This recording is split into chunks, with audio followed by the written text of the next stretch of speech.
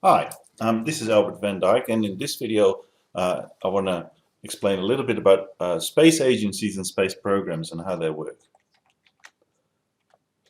So here's a bit of a diagram showing some, not even all, of the Earth observation satellites that are currently in orbit around the world.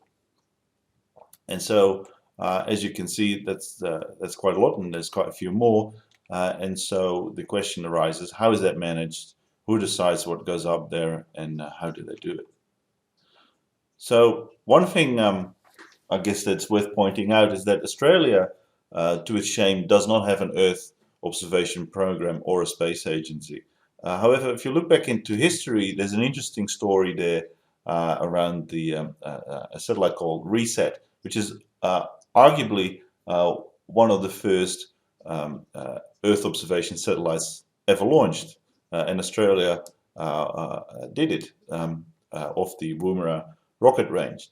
Now, it's a really funny story if you want to look into it, but unfortunately, it sort of ended there. It was there was some leftover rocket launching materials. They used it, and after that, no one really wanted to bother anymore. So if you look at it today, and you make a list of the largest economies that do not have an Earth observation satellite, Australia proudly tops that list. One of the biggest economies, and we don't have Earth observing satellites. I have to admit, this list I made a few years ago, and at that time, the next contender was Mexico. Colombia was at the time building up a space program, didn't quite have it. So if you do this now, you might actually find that you'd have to go further down the list again to find contenders.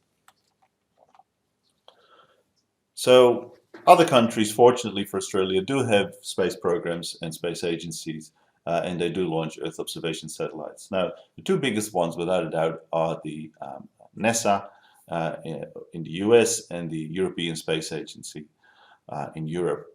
And here's a list of the biggest ones in terms of budget, and you can see that we're talking about billions of dollars there. And as you go down the list, it goes down to sort of hundreds of dollars. So there's many countries that do have some sort of space program. So what is all that money being used for? Well, here's an example of the European Space Agency's budget. And as you can see, it's several billion rather dollars, and Earth observation is a relatively small part of that. The use of Earth observation in science makes up another part, but a lot of it actually goes to launches. These things cost a lot of money. Human space flight, ESA puts money into that as well. Navigation, telecommunications, the ground segment of missions, and so forth. So the actual Earth observation part is and that's fairly typical, is a relatively small part of the overall space agency budget. So one way that satellite operators try to recoup their costs, or preferably make some money, is by charging for their imagery. And that's particularly true for very high resolution imageries. So there are partly state-sponsored or purely commercial satellites up there that will give you very detailed images of an area that you're interested in. And here's a basic cost estimate, again a few years old, but it's probably still reasonably accurate. That if you want sort of a very detailed satellite imagery, your sort of Iconos QuickBird type stuff that you can find on Google Earth, for instance, then you pay some money per square kilometer. Of course, if you want to have even more detailed, you're going to have to fly airplanes, and then of course ratchets up quite a lot. On the other hand, most of the data is free at lower resolutions. So if you're willing to make do with 25-meter resolutions, then you can use Landsat, as we've seen before, and that is basically freely available. If you were happy to use even lower resolutions, then there's quite a few options. MODIS is a particularly popular one, as we'll see later on in this course.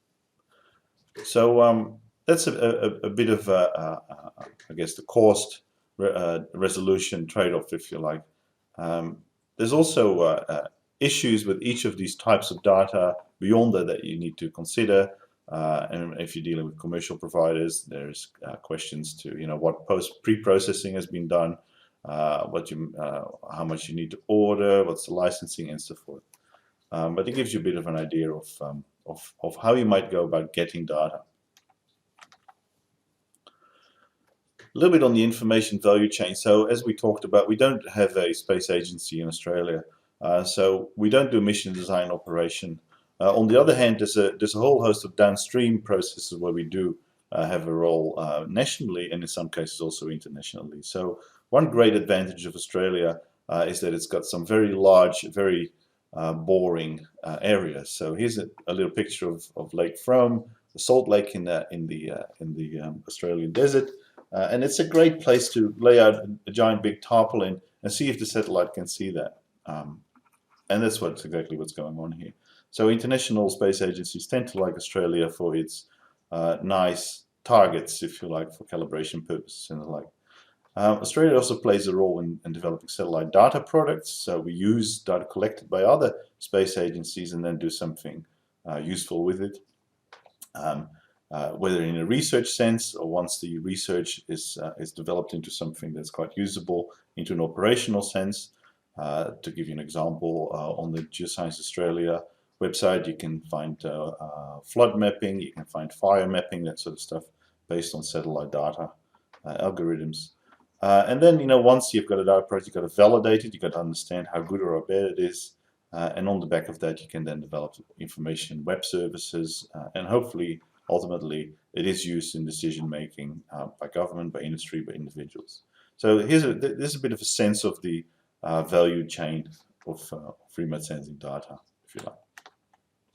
And just to end, I've put this picture up just to give you a chance to figure out what this means. I liked it because it looked like an abstract piece of art, but if you look closely, you'll probably work out what it is.